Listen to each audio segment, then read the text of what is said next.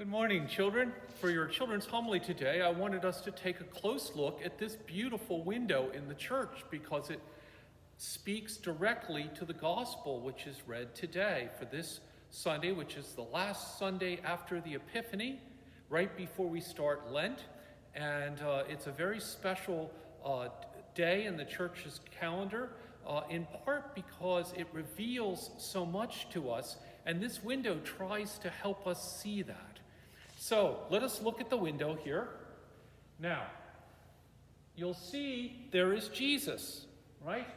And there he is, and he seems to be kind of exploding with light. Like there's all this light sort of almost blasting out of our Lord. And that's because in this particular event in the life of the disciples, Jesus was revealed to them in a moment where they could see so clearly that he was from heaven, and that God was glorifying him on this mountain and letting them know, Peter and James and John, letting them know that Jesus was the Messiah and God's only Son.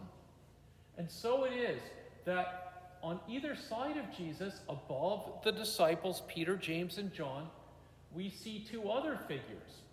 Now, this figure, I bet you could guess, because this figure is, of course, Moses, and we know that because he's holding the Ten Commandments.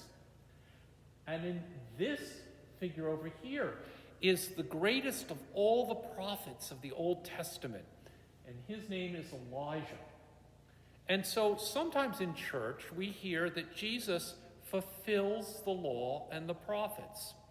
The law being represented by Moses, the prophets by Elijah as the principal of all the prophets.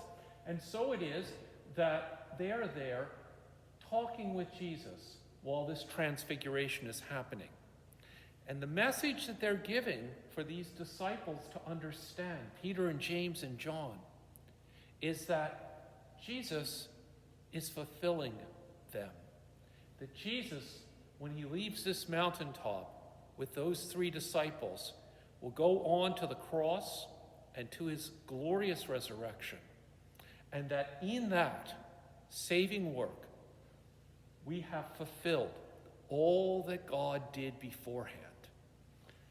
So this window is meant to convey to us all those things that happened, and especially in this window, you'll see they're kind of on the ground, these disciples, because the experience that they have on this mountaintop is so profound, so intense, that they hardly know what to do. In fact, one of our gospel writers says they did not know what they were saying. So this is what happens today in this last Sunday after the Epiphany. And it's an opportunity for us to see Jesus glorified, and it's beautifully captured in this window.